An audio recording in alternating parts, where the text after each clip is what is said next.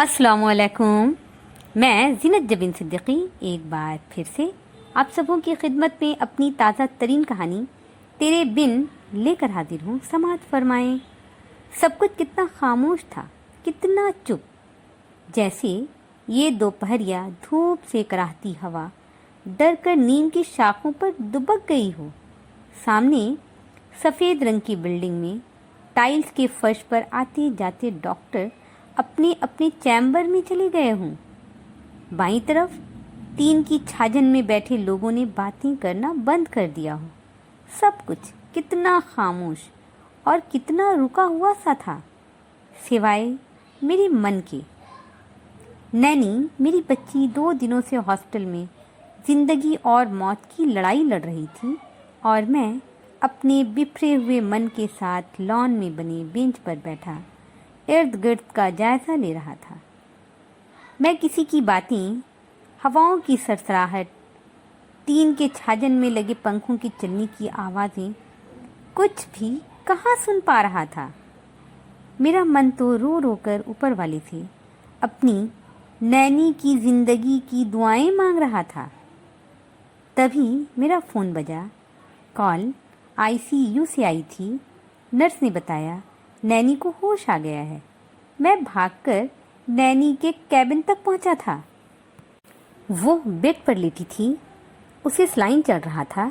मैं बेड के सामने वाली कुर्सी पर बैठा उसे एकटक देख रहा था। उसने आंखें बंद कर रखी थी। मैंने हौले से उसे पुकारा तो उसने आंखें खोल दी। मैं उसका हाथ अपने हाथों में ले लिया।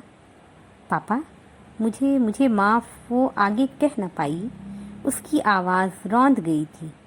बेटा, आराम से। और ये माफ़ी किस लिए?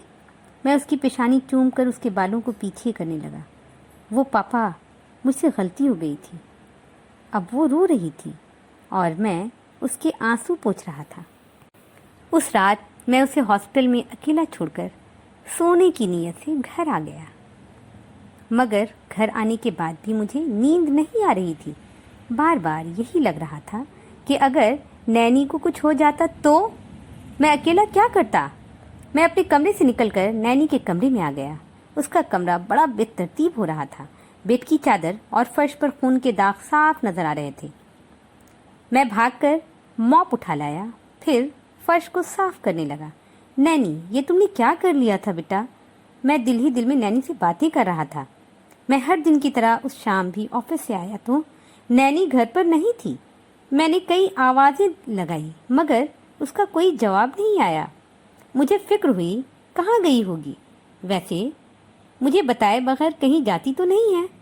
मैं ये सोचता उसके कमरे में आया तो जैसे मेरे पैरों से ज़मीन सरक गई।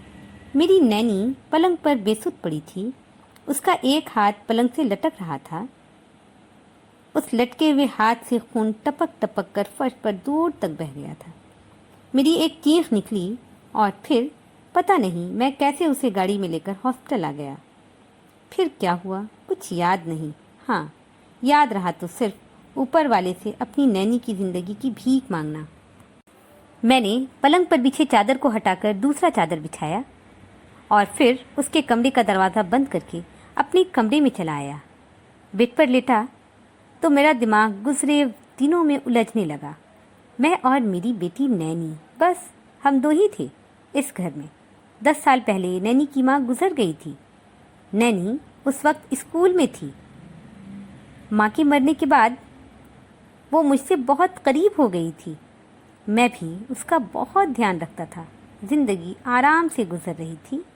देखते देखते नैनी स्कूल से कॉलेज में आ गई। कॉलेज में होने वाली दोस्ती ने हम दोनों के बीच कुछ दूरियां ज़रूर पैदा कर दी थी। नैनी ने अपना कमरा भी अलग कर लिया था। वो कॉलेज जाने लगती तो मुझे नाश्ता करके ऑफिस जाने की हिदायत देना नहीं भूलती। मुझे भी उसकी आदत सी हो गई थी। मैं उससे ढेर सारी बातें करता रहता, उसकी पसंद के लिए के खाने बनाता रहता, उसके लिए गिफ्ट लाता रहता। मगर फिर मुझे लगा नैनी पहले वाली नैनी नहीं रही है। अब वो मुझसे घंटों बातें नहीं करती थी। कॉलेज से आने के बाद पढ़ाई का बहाना बनाकर अपने कमरे में चली जाती और फिर घंटों किसी से फ़ोन पर बातें करती रहती। मैं खाना पका कर रखता तो वो बाहर से खाना खा कर आ जाती। अब मेरे सिवा उसके पास किसी और के दिए हुए गिफ्ट भी रहने लगे थे। मैं पूछता तो वो मुस्कुरा कर कहती, पापा वो आनंद मेरा क्लास फेलो वही ला कर दिया है। मगर बेटा किसी से कुछ लेना अच्छी बात नहीं है। मैं समझाता तो वो बुरा मान जाती। क्या पापा, मेरा दोस्त है, वो कुछ लाकर दे देता है तो क्या हर्ज है। मैं आगे कुछ बोल नहीं पाता था। मुझे लगता था कि अगर मैं कुछ कहूँगा तो ज़रूर हम दोनों के बीच कहासुनी हो जाएगी। इसी कहासुनी के डर से मैं 2 सालों से कुछ कहना बंद कर चुका था, सिर्फ उसकी सुनकर रह जाता। एक शाम नैनी ने मुझे आनंद से मिलवाया तो सारे राष्ट्रवास हो गए कि नैनी उससे शादी करना चाहती थी। कॉलेज का आखिरी साल था। मैंने नैनी को समझाया कि पढ़ाई ख़त्म कर लो फिर सोचूंगा। वो खुश भी हो गई। मगर फिर अचानक उस शाम घर आया तो नैनी ने खुद को मारने की कोशिश की थी। उसने अपनी कलाई के नस को काट लिया था। मेरे दिमाग में टीस सी उठ रही थी, आंखों में फिर से जलन सी होने लगी थी। मैं उठकर बैठ गया। बाहर उजाला फैल रहा था। एक रात फिर से आंखों में गुजर गई थी। मैं नाश्ता करने के बाद हॉस्टल आया तो पता चला कि आज नैनी को छुट्टी मिल जाएगी। मैं बहुत खुश हो गया। शाम उसे लिए घर आया था। उसे उसके कमरे में छोड़कर मैं किचन में आ गया। नैनी के लिए चिकन सूप बनाया और अपने लिए रोटियां, और फिर मैं अपना और उसका खाना लिए उसी के कमरे में आ गया। मुझे देखकर नैनी उठती हुई बोली, पापा आई एम सॉरी। वो किस लिए? मैं ट्रे उसके सामने रखते हुए आंखें निकाले उसे देख रहा था। वो पापा, मैं जीना नहीं चाहती थी। उसके आंसू गिर रहे थे। क्यों जीना नहीं चाहती थी? मैंने अपनी आंखें जरा और बाहर करके पूछा। वो आनंद ने मुझे धोखा दिया है पापा। उसने माला से शादी करने की सोची है। कहते कहते वो जोर से रो पड़ी। मैं उसे चुप भी नहीं कराया, रोने दिया। फिर धीरे धीरे वो खुद ही चुप हो गई। उसके चुप होने पर मैं उसे सूप का मग पकड़ाते हुए बोला, जो हो गया उसे भूल जाओ और अपनी पढ़ाई पर ध्यान दो। मैं अब कॉलेज नहीं जाऊंगी। वो मग पकड़े सुबक रही थी। वो किस लिए? मैं नाराजगी से पूछ रहा था। वो सब मजाक उड़ाएंगे। उसकी नजरें अपनी कलाई पर रुकी थी। नैनी, दुनिया की परवाह मत करो। तुम अपने अंदर हिम्मत रखो, दुनिया का सामना करना सीखो। मैं अपनी रोटियां खाने लगा तो वो बगैर जवाब दिए सूप पीने लगी। फिर कितने सारे दिन गुजर गए।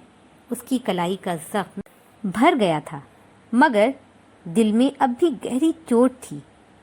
वो आनंद के धोखे से बहुत हताश थी। मैं उसे कॉलेज भेजना चाह रहा था, मगर वो तैयार नहीं थी। मैं क्या करूं? मुझे समझ नहीं आ रहा था। रात फिर मेरी आंखों से नींद गायब थी। मुझे नैनी की माँ याद आ रही थी। वो नैनी की गलती पर हद से ज़्यादा गुस्सा करती थी। कभी कभी तो उसे थप्पड़ भी लगा दिया करती थी। तब नैनी नाराज़ होकर मेरे पास आ जाती और मैं सुमन पर नाराज़ होने लगता तो सुमन तुनक कर कहती, ये आप उसकी गलती पर मुझे क्यों गुस्सा करते हैं? उससे कहें हर काम ढंग से किया करे। मैं जो उससे कहूँ वो उसे करना ही पड़ेगा। सुमन मुंह फुलाकर अपने कमरे में चली जाती तो मैं नैनी को प्यार से समझाने लगता। सुमन के जाने के बाद मैंने कभी नैनी पर सख्ती नहीं किया था। ना नाराज़ होता, ना गुस्सा करता, बस चुपचाप नैनी की बातें मानता चला आया था। आज भी वो अपनी बात पर अड़ी थी कि मुझे कॉलेज नहीं जाना, और मैं अब भी चुप ही था। मैंने सख्ती से नहीं कहा था कि तुम्हें जाना ही पड़ेगा। मेरे सर में फिर से दर्द हो रहा था।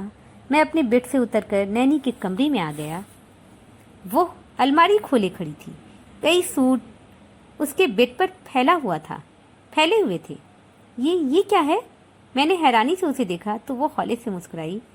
फिर बोली, कल कॉलेज जाऊंगी। पापा, आपने ठीक कहा था।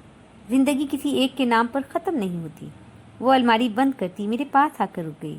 मैंने प्यार से उसे गले लगा लिया। दूसरे दिन सुबह हम दोनों साथ ही घर से निकले थे। वो मगन मगन सी मुझसे पहले जैसी बातें कर रही थी और मैं उस पर सत पे जा रहा था। मेरी गाड़ी कॉलेज पहुंची तो वो गाड़ी से उतरकर हाथ हिलाती कॉरिडोर की तरफ जाने लगी। लाइट लेमन सलवार सूट में बड़ा सा दुपट्टा लिए वो बेनियाजी से चल रही थी। मैं अपनी गाड़ी से उतर आया था और अब गाड़ी से टेक लगाए उसे जाते हुए देख रहा था। वो एक बड़े से हॉल के बाहर रुक गई थी। उसके रुकने पर मैं अपनी गाड़ी लॉक करके उसके पीछे आ गया था। वो अब भी हॉल के बाहर ही रुकी थी। मैं उसके पीछे खड़ा था। लो, ये तो फिर आ गई। मैं तो समझा था अब नहीं आएगी। पता नहीं ये किसकी आवाज़ थी, मैं पहचान नहीं पाया था। नैनी चुपचाप हॉल के दरवाजे पर रुकी हुई थी। कम ऑन नैनी, कहकर मैंने नैनी के कंधे पर अपना हाथ रखा तो वो मुड़कर मेरी तरफ देखी, फिर मुस्कुराकर हॉल के अंदर चली गई। सबकी नज़रें उसी पर थीं। मैं हॉल के बाहर ही खड़ा उसे देख रहा था। वो धीरे धीरे चलती हुई आनंद के पास रुक गई थी। आनंद उसे आंखें फाड़े देख रहा था। क्यों, मुझे देखकर हैरान हो रहे हो ना कि मैं यहाँ कैसे आ गई? नैनी आनंद की आंखों में देखती कह रही थी। वो चुप ही रहा। हाँ, नहीं आती, मगर फिर आ गई कि तुम्हें बताना भी तो था कि देखो तुम्हारी मोहब्बत कितनी खोखली थी। तुमने मुझे धोखा दिया, मैंने अपनी नस काट ली, मगर फिर भी मैं जिंदा हूँ। आनंद, मैंने तुमसे मोहब्बत किया था और मोहब्बत का इतना खौफनाक अंजाम हरगिज़ नहीं होना चाहिए। मैं जीऊँगी अपने पापा की मोहब्बत के लिए। सारा हॉल खामोशी में डूबा हुआ था। सिर्फ नैनी की आवाज़ गूंज रही थी। और हाँ, मैं यहाँ तुम्हारा शुक्रिया अदा करने आई हूँ। तुम्हारे धोखे ने मेरे पापा को वापस से मेरे करीब ला दिया है। अब मैं जीऊँगी पापा की मोहब्बत के साथ, वो कह रही थी और आनंद सर झुकाए चुपचाप उसे सुन रहा था। तुम तो अब मेरी नफ़रत के काबिल भी न रहे, कहकर नैनी वापस मुड़ी थी। हॉल तालियों की गूंज से कांप रहा था। आनंद का सर अब भी झुका हुआ था। नैनी हॉल के बाहर आ गई थी। मैंने बढ़कर उसे गले लगा लिया। मेरी आज की कहानी यहीं पर ख़त्म होती है। मैं अपनी ताज़ा तरीन कहानी लेकर जल्द आप सबों की खिदमत में वापस से हाजिर होती हूँ। जब तक के लिए मुझे इजाज़त दें। अपना ध्यान रखें, अपनों का ध्यान रखें। फ़ी अमानिल्लाह।